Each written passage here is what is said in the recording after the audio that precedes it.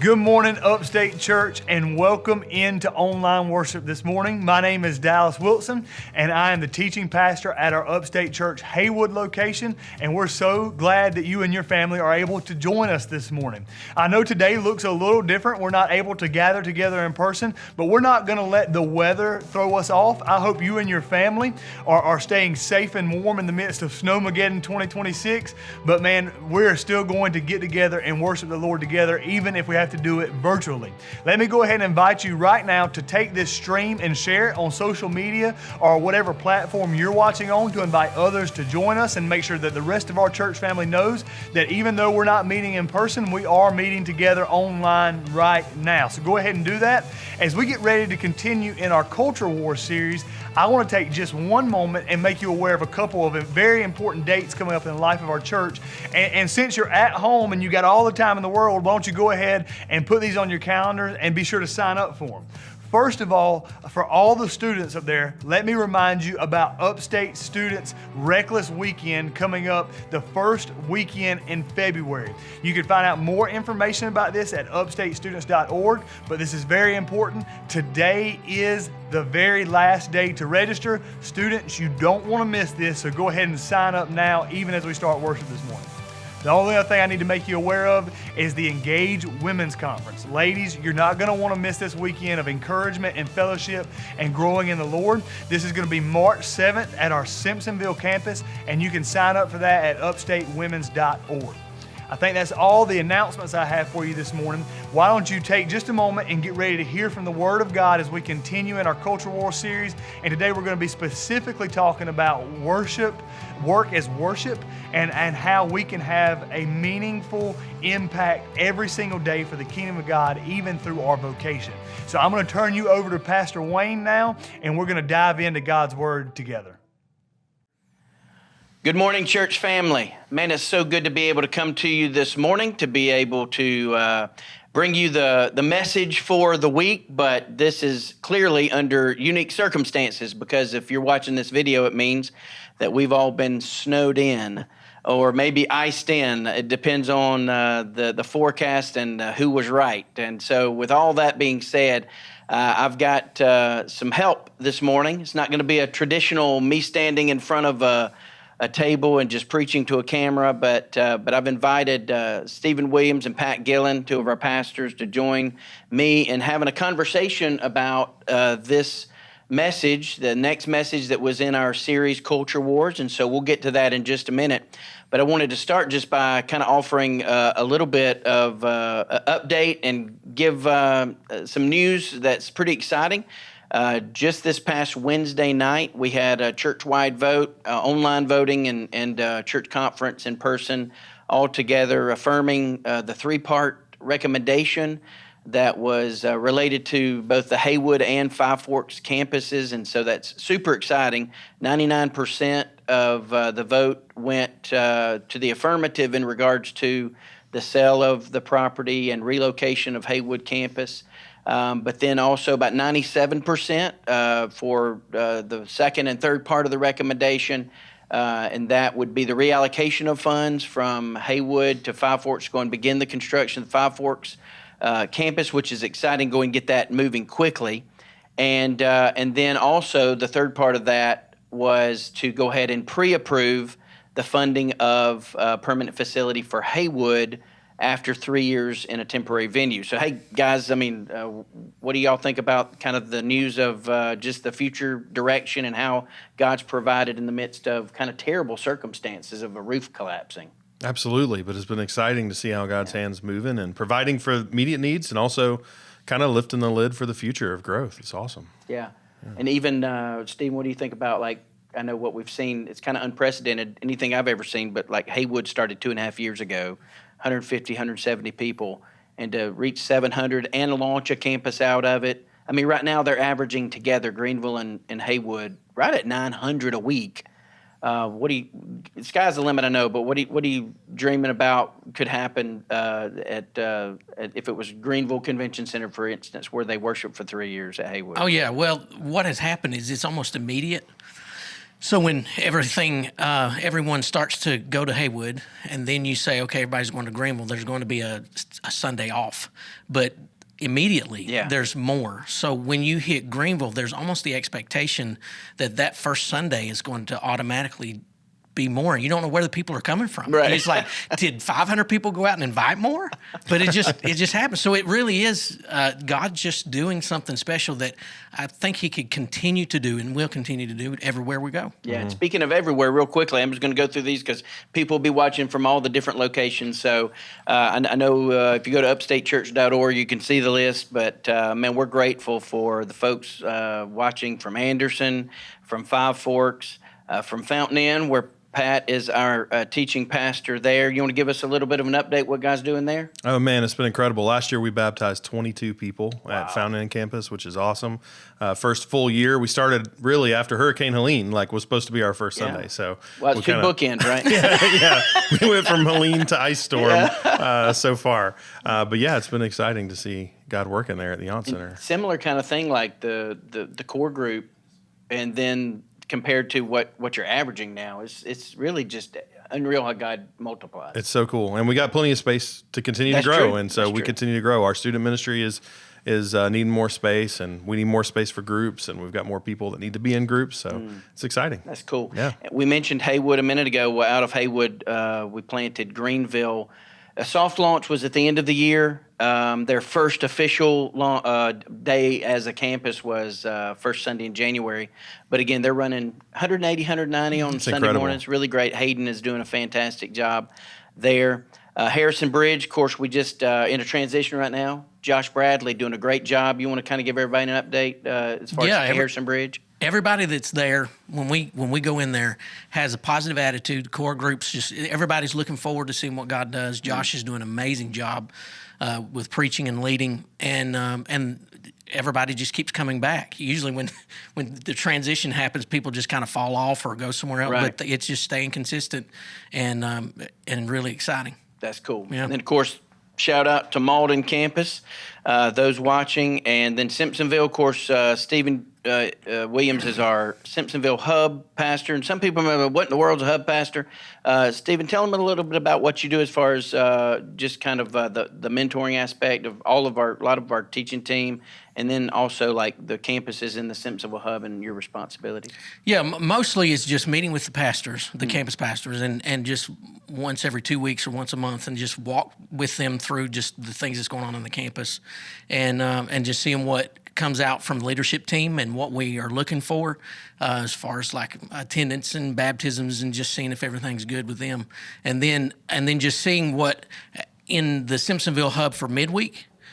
How that everybody in the hub can meet at Simpsonville and have the space and everything that they need. And really, it is fantastic to work with all of the people, the campus pastors, then the CLMs and everybody else, where everybody's all-stars. So really, it's just meeting with them and saying, hey, y'all good? Yep, we're good. Okay. Stephen, also a lot of what you do is encourage the young guys. And so we hadn't mentioned Lauren's gathering. Thomas Helms, and then also Union Gathering. That's where Stephen Cutchins has been transitional pastor, and Trace Wingard has been our associate gathering pastor. Really, Trace segueing into more of a key role in leadership. Pouring into those young guys. How much of that part of your responsibility kind of do you thrive on? Because I feel like that's your wheelhouse. Yeah, I love that. It's going into a place and seeing all the potential of what I say potential. All of the people that are lost. And how can we reach them? So there's USC Union, and then the high school, and then just all around the community. So just helping Trace see that, and then figuring out how he's going to operate. And so he is, and keeping encouraged too, out in an hour away. And then every week, Trace, as he preaches and as he ministers, he sees things happening, even at the smallest. When we think about Simpsonville as how large it is, and Harrison Bridge and all the other things, Union having 50 people, but they did have 20. Right. And They every had single 100 the other week. Right. And I was going to say, Crazy. So, and they've baptized every month for the last 5 months, and then had 100 Sundays. So God just getting to the spot where Union's being reached, and then with Lawrence, just they're continuing hitting a lid even with facilities, because they just growing from, what was it, in the 70s, first of last year, Yeah. to now over 200. Unbelievable. Yeah. So, I think just starting everything with that, the whole concept and idea of knowing that today our church is worshiping together. Mm-hmm. As much as, we don't really love the idea of not having opportunity to be face to face in our local church setting where we're, it's an irreplaceable part of being part of a church is to be in person. But the cool thing about when we do have these opportunities, we're speaking to the whole at one time. And so just, from our heart, as three pastors that represent kind of the teaching team today, I feel like our people need to hear there's not one location that's less important than the other. That's good. Every gathering, every campus matters. And we pull together. I think this whole Haywood and Five Forks vote's a great example, probably the greatest example so far of how we really are one church. There's no separation of value. Whatever the need is, we pull together to meet it. Which is a greater mission, too, than just in one community. God's given us a mission to reach the entire Upstate and the world. Yeah. So that's pretty cool. We've been in Encounter, this new initiative, really now just for really under a week, a few weeks now, under a month, a few weeks now. So, starting a series with Culture Wars kind of carries with it a lot of maybe presuppositions. What is this going to be about? Even maybe the way I would have preached a series called Culture Wars 10 years ago would be different than I'd do it today. Same content, probably different tone. Maybe, right.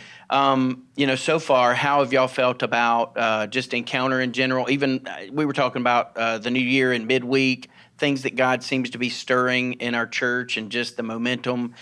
Some of that, I believe, you were talking about even staff worship. So y'all share those things that kind of through the lens of Encounter and wanting God to move, wanting God to work, not just on Sunday mornings, but in our church and through our people on a daily basis. Share well, with us. I think people are hungry for clarity and they want to know what God has to say. And we've lived in kind of this culture for a while where we've tried to obfuscate the truth because we don't want to hurt feelings. And I think we really have to get to the point where what does God have to say for us? That actually brings life to us. Yeah. That actually directs us. So I think starting this year, people are hungry for God, and actually Culture Wars is allowing us to address some issues and some challenges that oftentimes we've let other people define. Yeah. So I love that. And I know the next generation's hungry because we had just 2 Wednesdays ago, we had 500 teenagers in Simpsonville alone. That's crazy. Between all 3 midweek locations, it was like 560 students, which is incredible. 250 kids through 3 different midweeks. So I know the next generation is hungry, and that's just 18 and under that was here. That's not counting the adults that were in small groups that are learning and growing, the Equipping You groups that are happening on midweek time. So Sunday mornings, people expect to go to church, but Wednesday after work and you're tired and you're hungry and it's rainy, that's a pretty incredible thing to see see there. And I don't know if y'all felt the same way, but the service time change. We mentioned this on a podcast, I think. But service time changes when we change everything 8:30 and 11:30. I would have thought that might have been a little negative. Yeah. Possibly hurt. Everything went crazy. Like it's been better. That's awesome. Yeah. I feel like that's pretty much across the board. And so that really is kind of it speaks to that hunger. I feel like people are just wanting more. Yeah, I was going to say the next generation, I think it was kind of birthed somewhat out of the heart of Will Bray and Dallas Wilson, and I know that y'all have talked about it, but just them being a part of the next generation and just a hunger. It's not really necessarily that they need to have a hunger. It's how do we do this? And so with the residents and all the young guys, they are so excited. So when they go to our teaching team or total team encounter services, they're the ones up front and just enjoying every bit of it and just really hungry. And so what it's doing is it's getting to the old guys, which we're not old, but we are older than them, and really lighting a fire. And it's beautiful to see because God's not finished. Yeah. If the next generation is catching fire, God's not finished. And so taking these 2 years to kind of set that standard and set that forward, I think is great. We've all seen and shared in churches that are struggling and aren't seeing God move and haven't seen people baptized or haven't seen life change. And I love that we're in a place that we see life change happen literally every day. Yeah. Another conversation of somebody who's surrendered to the Lord or a marriage that's been restored. It's been incredible. Yeah.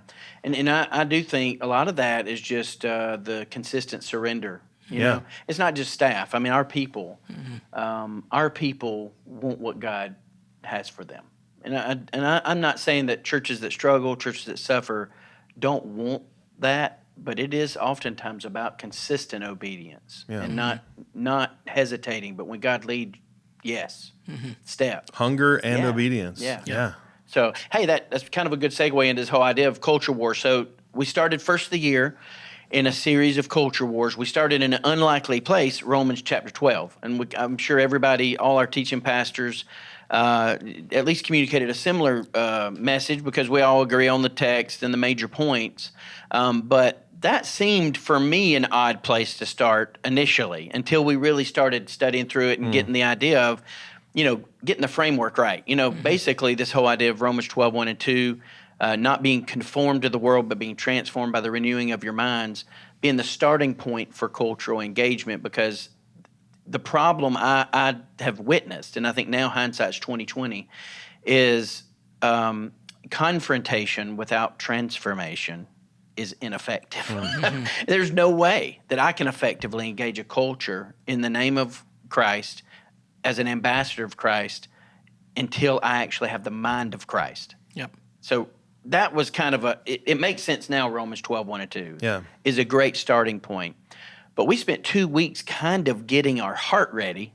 The second week was about apathy. And Romans 12, 13 through 16, I think it was saying, don't be slothful in zeal was the terminology, which is always a little bit strange. Right. But, that whole idea of, again, more of a foundational, motivational part of preparing your heart for engagement. Would y'all say, is that how y'all presented it? Absolutely, yeah. I mean, we are in a culture that just values apathy, and we need to not have that attitude toward the Lord. Yeah. We need to be excited and zealous for Him, for sure. Is there anything that stood out the first couple of weeks to you, Stephen? Yeah, it almost set the foundation. The first sermon was getting your theology right. So you're a heart of transformation where it's a heart of Christ. And then the second one was your attitude. So we can have the right theology and the wrong attitude. True. Or a right attitude and the wrong theology. So we need to get both of them right. So I think it was good to have those two messages to start with. And then the first issue we dealt with last week was Sanctity of Human Life Sunday. And so it was a fitting time. We actually reordered our sermons to fit that schedule, which I think was fitting. It was really good. But interestingly enough, it felt like for the first time we were in the series. I know that sounds odd, but because it is like a cultural issue that we know not everybody agrees on. I do feel like from everything I've heard, man, that the people responded well. The teaching pastors hit the right tone of truth and grace, recognizing that the scriptures are the scriptures. We speak the truth, but how we communicate that truth matters.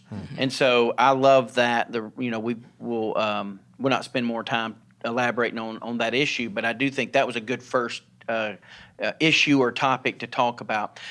This week the subject matter is on work of all things, and that again almost may be a little bit of a sidestep, and some people may say, well, what in the world does work have to do with cultural engagement?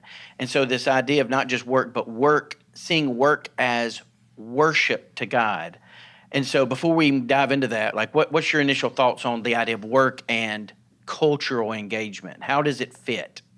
I think work, the way we see work, because we do so much of it and it's supposed to, that it would probably govern how we operate in society. So if if somebody's going to be an electrician, how they treat their customers, how they do the work itself, and all that they are doing has to have the right framework. It has to have a Christ-centered framework as worship, or it won't be done the way it's supposed to be done. So it's definitely part of culture.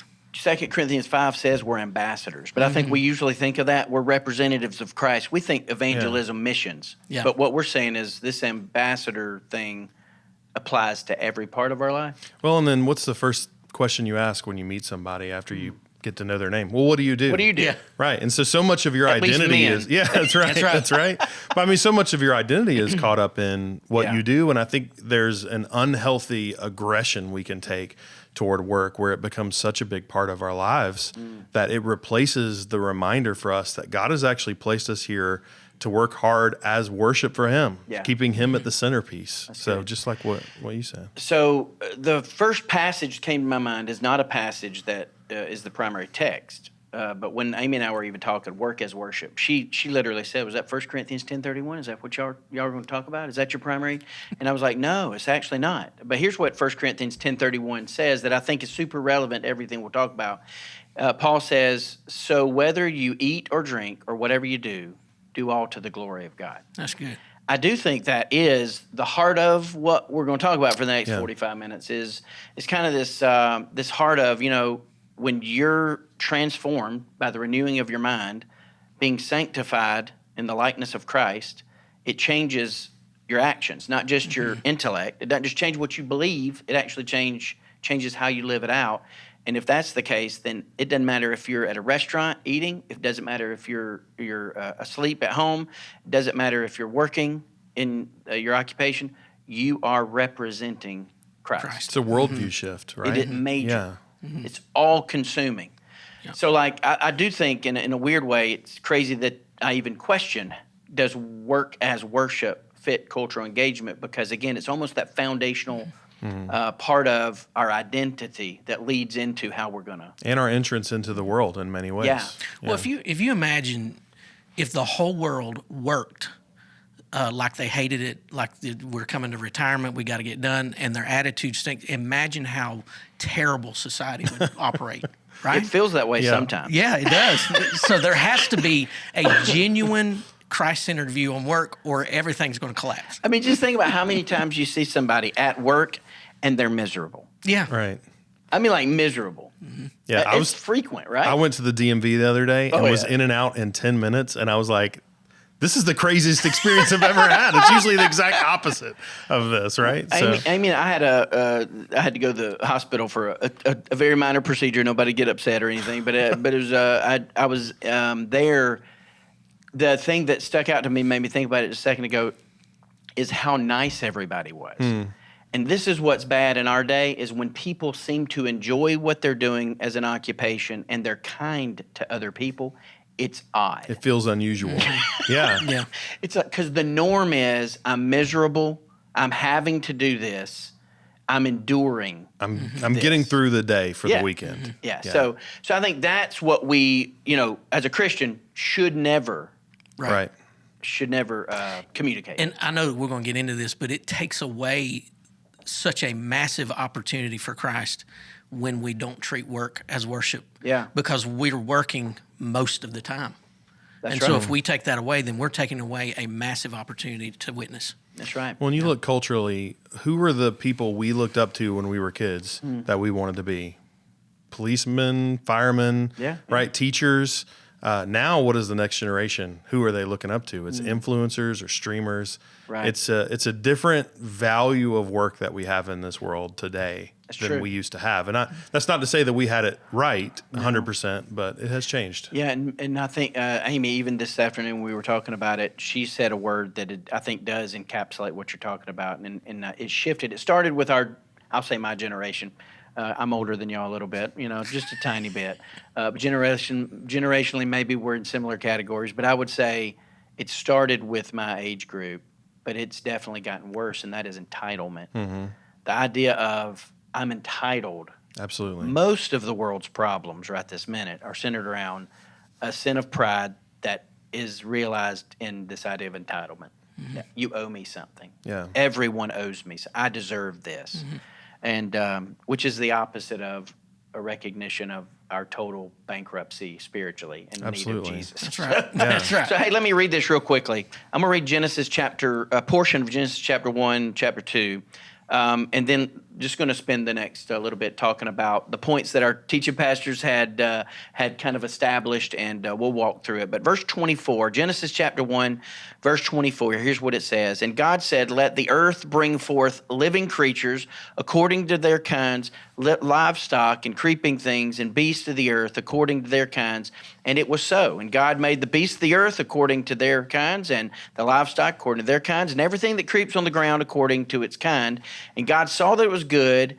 Then God said, let us make man in our image, after our likeness. This is that really subject from last week, talking about the value of life. We're made in the image of God. And he said, let them have dominion, a key word there, dominion over the fish of the sea, over the birds of the heavens, over the livestock, over the earth, and over every creeping thing that creeps on the earth. Verse 27, so God created man in his own image. In the image of God, he created him, male and female, he created them, and God blessed them, and God said to them, be fruitful, multiply, fill the earth, and subdue it. And here it is again, have dominion over the fish of the sea, over the birds of the heavens, and over every living thing that moves on the earth. And God said, behold, I've given you every plant yielding seed that is on the face of the earth, and every tree with seed in its fruit. You shall have them for food. Kind of another piece of this dominion and subduing it. Verse 30, and to every beast of the earth, to every bird of the heavens, and everything that creeps on the earth, everything that has the breath of life, I have given every green plant for you. And it was so. And God saw everything that he had made, and behold, it was very good. And there was evening, and there was morning, the sixth day. Then chapter 2, verse 1. Thus the heavens and the earth were finished, and all the host of them. And on the seventh day, God finished his work. Notice he had been working. He finished his work that he had done, and he rested on the seventh day from all his work that he had done. So God blessed the seventh day and made it holy, because on it God rested from all his work that he had done in creation. So two words jumped out to me just reading that, and those are subdue and dominion. There's a lot of other things to talk about in it, but the idea of subduing something and having dominion over it, I just kind of did word studies real quick to see the idea of kind of a consistency of to conquer, to force, to keep under. It's this idea of control for sure. To keep under, to bring into subjection. So the words that were spoken from God about Adam, mankind in general, is that there's this combination of subdue and dominion that emphasizes a responsibility to manage and cultivate. Now, here's the thing: we're not gardeners, and so I think we're not in the Garden of Eden. So maybe sometimes it's easy to read chapter 1 and 2 of Genesis and separate ourselves from it because, hey, Wayne, I work at Starbucks or whatever. My job's not that. So how does that apply to me? What does subdue and have dominion mean to me? And before we even get into some of that, I think if we're thinking about work as worship, the first thing that jumped out to me more than anything is that God actually did the work first. Mm-hmm. I think it'd be easy for us to even admit, even in our lives, God works first. God is the initiator. In philosophy of religion or apologetics, he's the prime mover. Yeah. He's the causeless cause in creation. We know all those things. But how is he first? How does he work first every day? I mean, how does anything come to your mind in relationship to, sometimes we think of it as being, I have the obligation, I carry the burden, but God is the one who initiates work. I think we think of work as a benefit, or a problem of sin. Sin created work, and yet this is actually something God gave Adam before all that, right? It's a blessing. So work existed before sin. That's right. It probably got harder after sin. Yeah, obviously, right? That's described, right? Certainly more weeds in the garden after the sin. But I think it's a reminder to us that God is actually saying he wants us to model what he has modeled for us first. He's still working. And when we're not working as worship, when we don't realize God has placed us here in this place to have an influence for his kingdom's sake, we've kind of missed that opportunity. Yeah. And I think we look at work as a burden when we should look at it as a delight. Yeah. Right? Absolutely. Yeah, well, work is not a curse. If it's going to be before the curse, it's not a curse. It's a partnership. That's good. It's like if God's gonna work and then he hands something over to us, it doesn't mean that he can't do the work, so we're going to take it over. Yeah. It just means that I want you to be a part of what I'm doing. And I even thought, man, so this is pre-ice storm. So when we're recording this, I've been pouring gas all day, pumping, getting cans full. I've been working, man. So I have a generator that's a push button start. It's gonna so I have the easy button lazy man's generator. My father-in-law's, Tom Rooker helped me get that thing going this morning, but it's a pull start and all that, and it reminded me of this idea. I think we can sometimes settle into the idea of work as disengaged. I don't know if that's going to make sense, but pressing the button. Mm-hmm. We want the easy button what's that office supply store? Yeah. We want the easy button work. But I want you to think about how God is described in Genesis 1 and 2. Mm-hmm. So, like, God didn't just speak stuff into existence. He did that to some degree, but he designed everything. He organized. He's a God of order. He's not just a guy of spoken word and poof. It even describes that some people, I would say definitely of more theologically liberal persuasion, would say that the story of God and the intimacy of his creating Adam from the dust of the ground is just a romantic picture of what happened. I believe God got in the dirt, man. Right. And I think that it shows the intimacy, the intricacy, and the detailed involvement, the delight of his work. What comes to your mind, Steve? Oh, the Genesis 1, when we think of work, our first thought is, I need to find where I'm stopped working. Like, where's When do I get retirement? off? When is it time? And then you start to read the Bible, and the very first thing you see is God working. Right. So that's the very thing. And then Genesis chapter 1 in literary form is polysyndeton. So that's impressive word. Yeah. So polysyndeton is basically a literary structure where the conjunction "and" is used a lot, and it's for emphasis, and it's used unnecessarily. Like you could do something, but it's used so that you can show order and that it's very important. So it's "and he made," "and he said," "and he." So of all the "ands," God is referenced more than 30 times. Wow. And every single time, it's him doing something.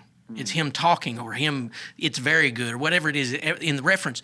And for us, we are mentioned very few, humanity, and it's what he has done with us. So it's really showing that the work started with God and that it is very important that we see that God was working all the way through the beginning. And Wow. in any other literary form, it would be obnoxious if I were to sit here and go and. But in this, it's like an emphasis, like God did Builds this, on and top. he did this, and he did this. And by the way, he did the stars too. So, it reminds us of something we say all the time, and that is that man's not the centerpiece of the gospel. Right. God is. yeah. Well, you mentioned the easy button. I think we're looking for work to define our worth. We're trying to find our worth in what we've done with our own hands. And the centerpiece of the gospel is you can never do enough on your own to ever measure up. Right. You can never be good enough. You can never be smart enough. You can never work hard enough. But Jesus has done that work for us. And so the beauty of the gospel is we work heartily for the Lord. I pulled up Colossians 3:23, 24. Whatever you do, work heartily as for the Lord, not for men, knowing that from the Lord you will receive an inheritance as your reward. You are serving the Lord Jesus Christ. It changes our perspective to not work for our worth, but realize Jesus has provided that worth for us. Yeah. So we're working for him. We're working just to bring him glory. Yeah, because the tendency would be, oh, well, hey, if God's done all the work, then I can chill. Yeah, I can sit back. Yeah. Yeah. Right. So what you're saying is we're not working for it, but we're working from it. We're working from his work, and really, ultimately, he's the one working even through us. Right, exactly. In a lot of ways. So if you were to connect that with culture, so our cultural mind, if it is that I need to work to retire, work to stop, then what's happening is the entitlements coming through, and then what can this world do for me? So I'm going to work for this world or in this world so that I can receive back from it. And the opposite of that is what y'all were saying is the reason I'm working and God gave it to me is so that I can contribute to this world and I can make it better. And even towards the gospel that I can lead others to Christ through what God has given me in work. I don't think any of us are against retirement, so I don't think we want to go on the record saying that. But I do said that think 2 or 3 times. But I do think I want to retire at some point, right? Yeah. I do think we want to redirect. Instead of retire, we need to think, how can we redirect the work that God's called me to? I hear people all the time that will say, well, I've paid my dues already. I've already served. I've been serving the church for this many years. It's time for the church to serve me. And we do. So entitlement exists in every generation. And I think there's a time for us to say, how can we redirect our ministry? It may not look the same in the work that we do, but when we retire one day, we're going to have more time on our hands to be able to disciple and impact more people. And there are people, we won't name any, but I mean, there are people who that's clearly happened. They almost look toward retirement so they can give God more. Absolutely. Yeah. Yeah, and true. it always blesses me when I hear, people say that. Well, I'm hoping, once I retire, it's going to open up just a lot more opportunity for me to go on mission. Be available serve. and travel and So that's pretty cool. Mission trips. Well, let's dive into these three. These are 3 points that we have established as a teaching team. For those who don't know, we kind of work together way ahead, months ahead to establish these kind of ideas, divisions in the text, and so forth, so on. But I framed it like this: 3 outcomes. I have to have a keyword. All right. So if there are 3 outcomes of a believer's faith when he or she embraces work as worship, what would those outcomes be? And in a way, you could say this first one's kind of like, well, what does my work for God look like? Mm-hmm. If I'm not a preacher, if I'm not, I'm not on staff for the church. So how does my work fit the mission of God? So that first idea is we work for God's mission. And I think it starts with this whole idea of humans being created as workers for a mission and a kingdom, not as consumers. And man, we all face that. We all definitely have many times. Maybe we've been guilty of it if we're not careful. We have a consumeristic culture. We mentioned that a minute ago. It's all about me. It's a self-serving ideology. Our iPhones are iPhones, right? I mean, it's all about us. So how do we fight against that and come to this realization of our whole purpose is not to please ourselves as consumers, but to actually please the Lord through our work?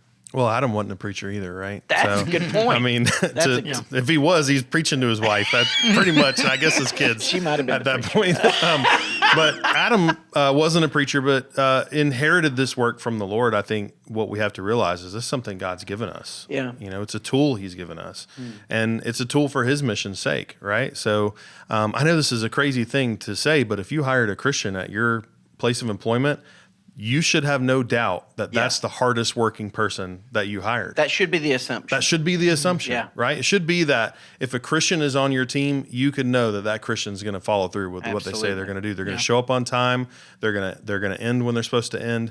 And I don't know that that's always true of us. And I think when we start to say work should be as worship, it changes that mindset to go, our mission is not just clocking in for this company on Monday morning. It's that God is actually allowing me to be salt and light in this place for His kingdom's sake. The mission is greater than earning a paycheck. The mission is greater than providing for my family.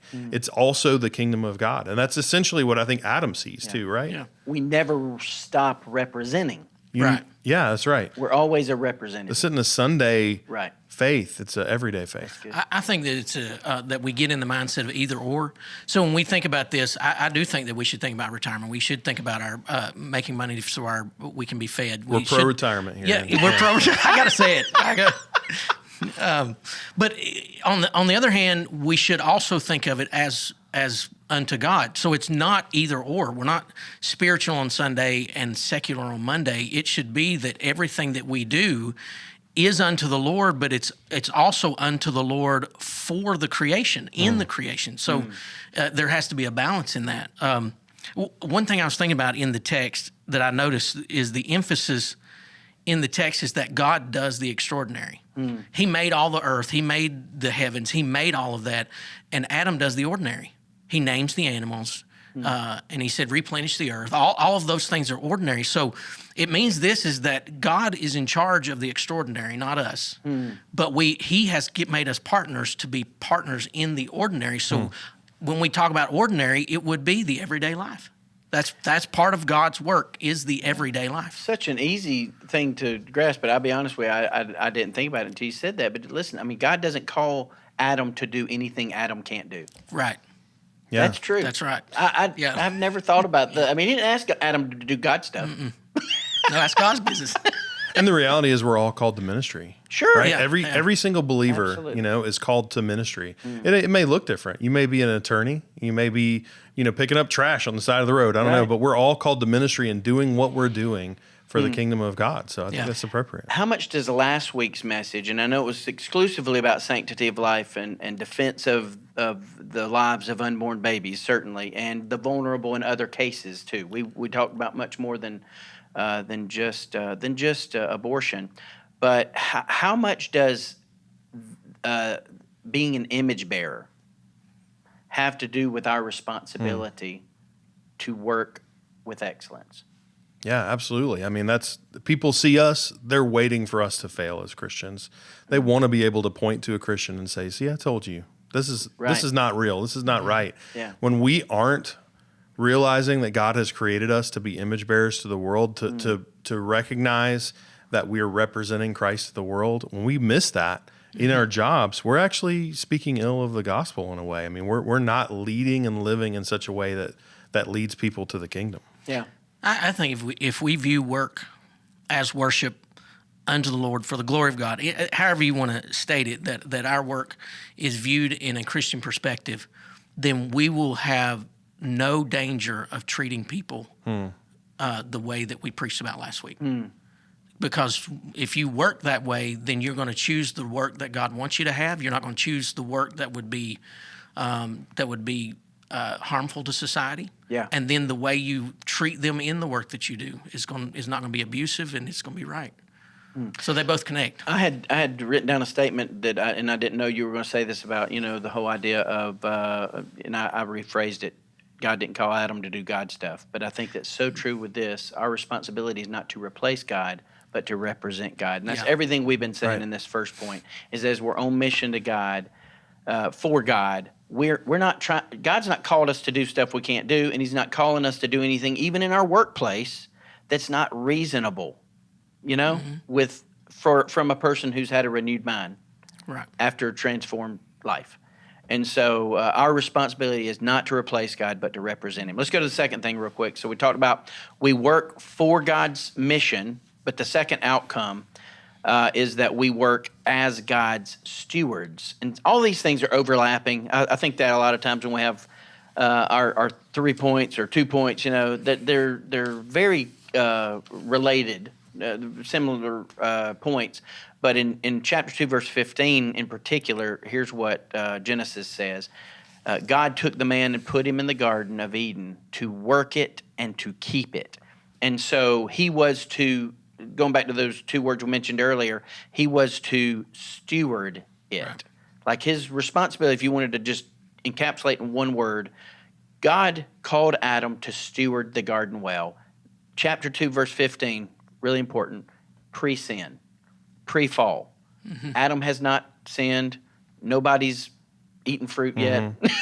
Yeah. But work is present in the garden. There's a task to be done, even in a perfect world. Mm-hmm. Isn't that crazy? Because I think you're right earlier when you said, I think we often look at work as almost like punishment or burden to bear, not an opportunity.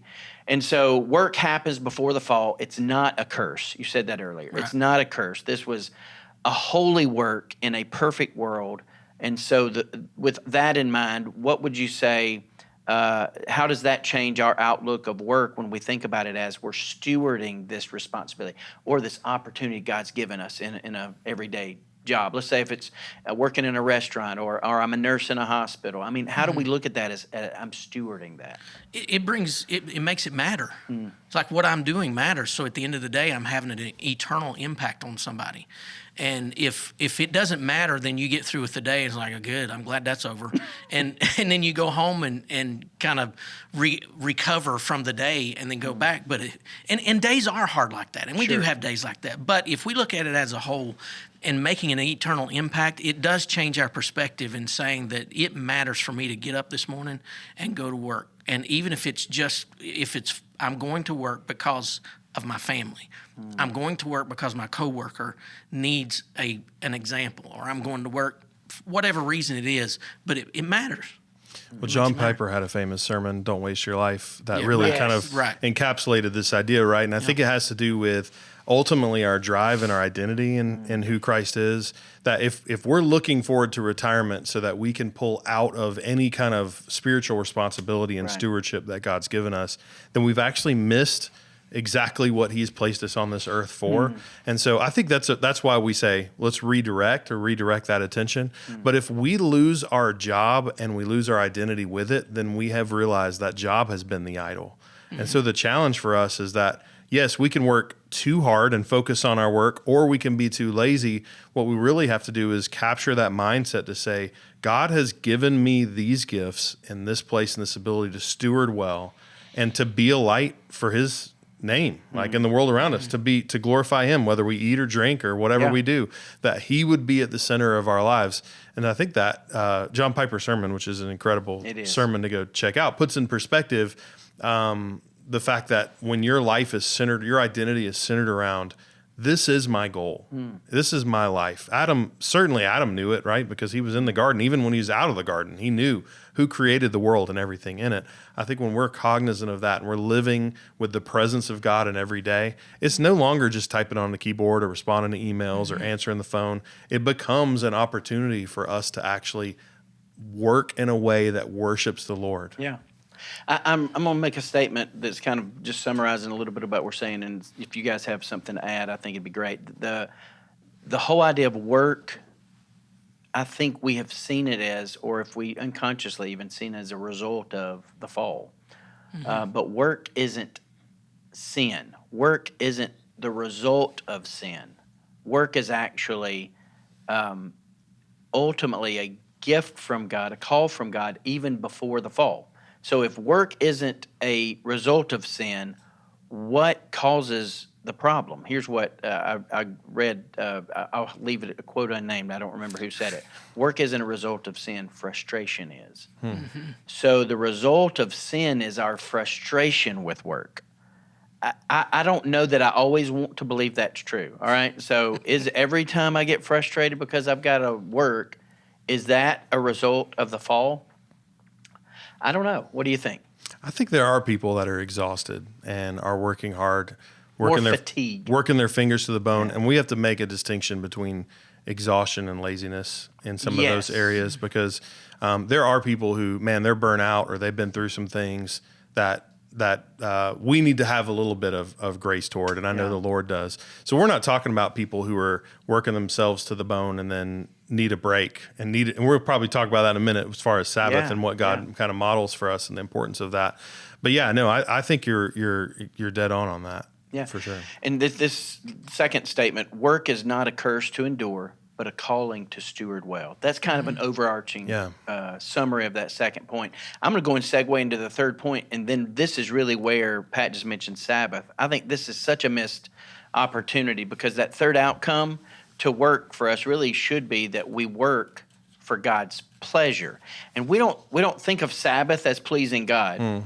I think most of the time we've got all kind of mixed emotions. I'll let you guys kind of elaborate on some of those, but a lot of different feelings about what Sabbath is, how Sabbath is defined, how we should view Sabbath, all of that. But when we think of pleasing God with our work, obviously excellence comes to mind. I think that's the immediate thought anyway, is that, well, that means we got to work hard. It means we got to work, to give our everything we got. I mean, that's kind of my makeup. So I naturally think drive, go, as fast as you can, do all you can while you're breathing, and that is perhaps one side of the coin. The other side of that coin, though, is Sabbath. So how does Sabbath play into pleasing God with our work? Because it's like the finishing of work. That's really, I think, the outcome of it. It's not resting from work is actually not because you're tired. Go back to it's not even because you're frustrated. God was neither. Right. In Genesis chapter 1 and 2, God didn't get frustrated. God didn't get tired, but yet he rested on the seventh day. So how does Sabbath, Pat, why don't you start? How is that the completion of, or the exclamation point of our work? Man, God modeled that for us, and I think we've abused Sabbath to think Sabbath should mean my life should be easy. Sabbath is a rest after a week of work. I mean, it really is a moment for us to ponder and worship and allow our thoughts to recenter on what Christ has called us to on this earth. I think we can get busy kind of getting into the weeds, and if you never stop, you burn out. God's modeled to us as we know our own limitations, physically, mentally, everything else. Sabbath gives us that cycle and that routine to say, I know there are times when I'm going to have to pull back and I'm going to have to rest, and and I'm going to have to allow my mind to reset. I'm going to have to allow a spiritual reset in my life so I can remember what I'm doing this for. I can remember the mission God's called me to. I can remember why I'm doing this. But God obviously modeled that for us too, even though he didn't need it, like you said. Yeah. God has given us reminders. So baptism is a reminder of the death, burial, and resurrection of Christ when you see it every time. And then the Lord's Supper, he just said as often. So we forget, and God knew it. So he said, so in case you forget, I'm going to give you these things that you need to do to remind you of himself. And Sabbath, I believe, is one of those reminders because he didn't even build us to work 7 days. He didn't build us that way. And so on that day, moment, whatever it is, that rest is needed, and is required, it is a reminder to us that when we're in Sabbath, it's not just to lay back and do nothing. It is to remind us God was the one that did this anyway. And it really to re-center us going into Monday or whatever day it might be, going into that next day and saying, all right, God, I need your help for this week. Yeah. It's almost just recalibration as a reminder that this is all God's work. Going back to chapter 1, it was all God doing the work. And then in chapter 2, it was all God telling Adam what to do. Mm-hmm. And then Adam's like, okay, name the animals. All right, as a goat. Yeah. I don't know how much this will relate to everybody else, but I'm kind of a little confession time. I feel like my high school years and all of that played into kind of shaping me in my work ethic in a positive way to some degree, because I was not the ideal exemplary student. I was not at all. And I think that I can remember my freshman English teacher saying words to me like, you'll never amount to anything. You're just, lazy bum, whatever. Great teacher. Yeah, well. Such an encouragement. Terrible student. I deserved it probably, although maybe in a different way. Maybe a little push, but she sorry to shouldn't interrupt have your been story. that. But yeah, it was very, very, it's very shaping for me what I thought of myself at the time. And I was very unmotivated. All that to say, got out of high school, called to ministry. Part of why I went probably the educational route I went as far as I went is because felt like I had something to prove. If I'm being real honest, felt like I've been trying to prove something my whole adult life, and even acknowledging that is probably more challenging than you might think. But when I was preparing these thoughts and typed this out, I literally just thought about how convicting it was, because Sabbath reminds us we don't work to prove our worth. Mm-mm. That's not how God made work. Yeah. But I'm just going to tell you, man, I've been guilty of looking at it that way. If I'm not careful, I can totally think I'm still proving, and God rest her soul, she's already passed, but I can still think in my mind I'm trying to prove my 9th grade teacher wrong. And that's crazy for a grown man to say, but I think it's easy for all of us to think, yeah, our work is a demonstration and a proof to how much we're worth. And that's why when sometimes somebody says, what do you do? Men ask that question more than women. And I think the reason is because we identify what we do with who we are. Yeah. And so that here's the second point. We work from our identity, not for it. Yeah. Yeah.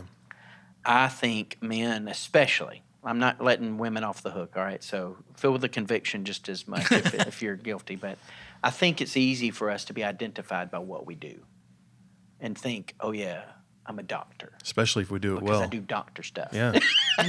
Or, I'm a contractor, and so it's the perfection of my building is what defines who I am. And it's such a fine line because, we've just talked about we should do everything for the glory of God. We should do everything with excellence. But I guess respond to this whole idea of where's the line of the motivation for why we're doing it? Are we doing it for the glory, for the, hey, pat myself on the back, for the affirmation of, yes, I'm proving that I'm not what they said I was. I'm proving that I'm worth something. Where's the trap there? And have y'all ever felt that? Well, I think we feel it every day. I know I do. Yeah. I think the struggle is, even especially in ministry, you can get to a place where you go, man, I'm killing it, I'm doing awesome, and then God humbles you and reminds you how much is not in your own hands, how much it does depend on Him. And I love that you pointed that out about Sabbath. Sabbath is a reminder of, hey, this isn't about me anyway. This is about the Lord. It's a reminder of saying this is our time to bring that to God and to lay it at His feet, because it's easy to make yourself the center of the story. Sure. Absolutely. I won't let you confess alone. I would confess that over the years in pastoral ministry, that because it's closely tied to spiritual. I mean, it is. Our work is spirit. Then my identity has many times been the work. Yeah. And so when I rest, it's almost like I feel guilty because I'm not in my identity.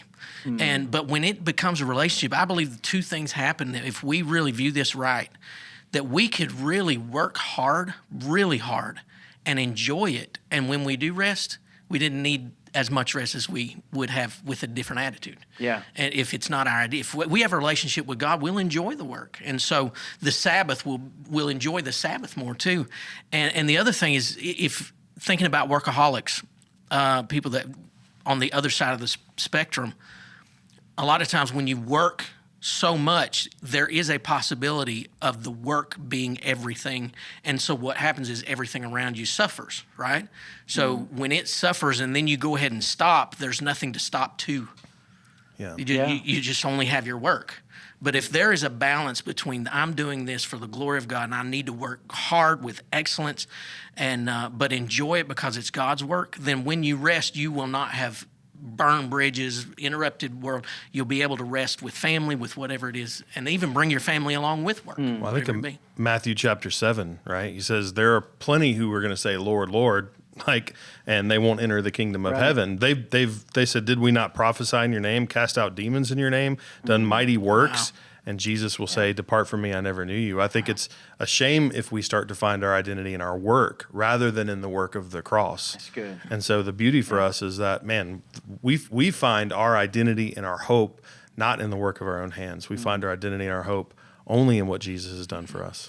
This is such a tension to manage because, we're almost like arguing both ends of the spectrum.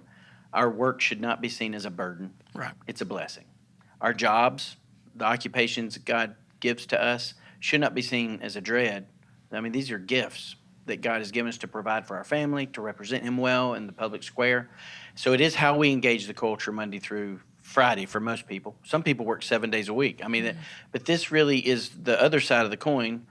Work, when we work without Sabbath, then work becomes an idol. And for some people, I think a lot of people can relate to that. Other people are like, man, I ain't worshiping work, or I can't even and it's just some of that's personality, some of it's motivation, like we talked about from whatever experience we had, but both extremes are wrong. We shouldn't dread work, we shouldn't hate work, although sometimes I know it's a challenge for some people, and maybe that is God. I pray God gives you another place to work, another opportunity to work and represent Him. But the other side is we also don't want to make work an idol. We don't want productivity to replace trust. Right. And that is, again, a very big challenge for people wired like me. Yeah. Because productivity, when I'm going home and Amy says, how was your day? I literally answer based on how productive the day was. It was a very productive day. Or, I didn't get a lot done. So if I didn't get a lot done, wasn't that good of a day. Well, I acknowledge that's not a great way to measure worth of a day. But yet, so I have to look through the lens of I need Sabbath. I need to recognize Sabbath. And here's the convicting part for people like me. Rest is an act of worship that declares this. God is the ultimate provider, not me. Yeah. And I think when I can't embrace Sabbath, if I can't stop the wheels turning, if I can't disengage to allow Him to be the major focus of everything that I'm thinking and doing. And it's hard in ministry, like you said, Stephen, because everything we do, we could say, is working for Him. So switching those gears enough to kick it in neutral and say, God, I'm going to demonstrate to you that I really do trust you enough to not have to make it happen right now. Yeah. I mean, I don't know, what would you say to somebody on either end of that spectrum? We'll kind of both of y'all respond to this. Somebody who's like, man, I'm miserable in my job. I don't like work. and then the other person is like, man, I am probably guilty of worshiping work. It's an idol in my life. How can they respond? Well, I think Chick-fil-A has showed us the importance of taking a day off, right? I mean, how much money could they make after church on a Sunday morning? Genuinely, unbelievable. And yet they take that day off and they're doing very well. And I think we could always make another dollar. We could always work another hour, work another day, and taking the time to pause and say, I got to realize what's important in my life. Nobody at the end of their life, we've always heard this, for our whole lives, nobody at their deathbed says, I wish I had more emails to respond to, right? Or I wish I had more time at my desk at the office.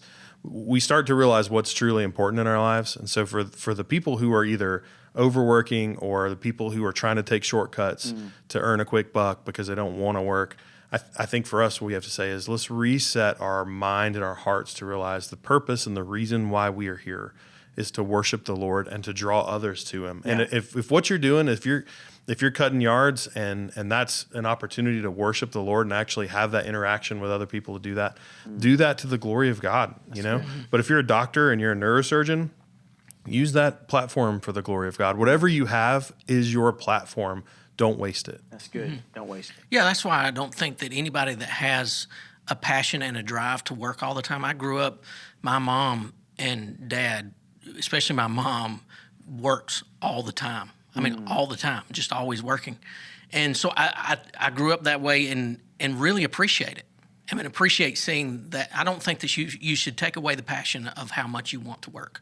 Like you say workaholic, but I don't think you should take that away. It should be the perspective of I need to know why I'm doing this and who is in charge of it, because if I don't do it, it'll still get done. God can still do the work. Right. And then have time for rest. I mean, on that end. On the end of people that don't want to work, you're missing an opportunity. You're missing an opportunity for God to use you and do something great. That's good. I was thinking about my grandmother. Speaking of family, the greatest illustration I've seen of work is worship. Mom told me about my grandmother.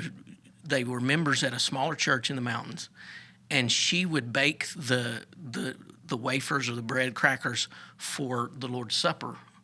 And Mom said in the kitchen, she would hear her, and she wouldn't let anybody else in the kitchen at the time because she wanted it to be just right. And she would put them on a sheet, and when she would take them out, she would cut them, and if they weren't perfect, she'd do it again. It was just something to her. But she would say, as she was doing it, I'm not worthy. I'm not worthy. So she was loving what she was doing, understanding what God had given her to do. And just that little task was a blessing to her, and then it blessed others by her making it and passing it along. That's cool. And that I want that heart. That's the heart I want with everything I do. That's good. I don't always do that, but Well, guys, I think we've adequately expounded on the on the subject. Let me just go ahead and challenge you guys. Everybody's kind of tuning in today and joining us for this service. Man, I would stay connected on social media as best you can if we have power through this storm. If you need help, don't hesitate to reach out via email to any of our team. If you call the church office, someone will check that voicemail even if the office is closed. So if you need help, let us know. We're here for you, and we'll do everything we can, humanly possible, to get to you if there's a need. We're in this thing together. We're faith family. We love you guys. And also, just make sure as far as like scheduling things, if you ever need to know what's canceled, what's coming up, when are we having this, we'll always make sure and communicate that via social media and email to everyone. So, man, we love you guys. Stay safe, and we hope that we'll see you next Sunday as we turn again to Culture War series and see what God has for us. We love you guys. Church, thank you guys so much for joining in with us today. We're a church that is about taking our next step toward Jesus all the time. Today, if you feel like God's leading you to take a next step, please scan the QR code on the screen, and somebody on our staff would love to follow up with you and talk about how you can continue to grow in your walk with Jesus Christ. As always, we just want to say thank you, church, for your continued generosity. You can give by any way listed on the screen below. It's through your generous giving that we're able to continue to reach the Upstate for Jesus. So thank you and keep it up. I think that's all I have for you today, church. We'll see you next week.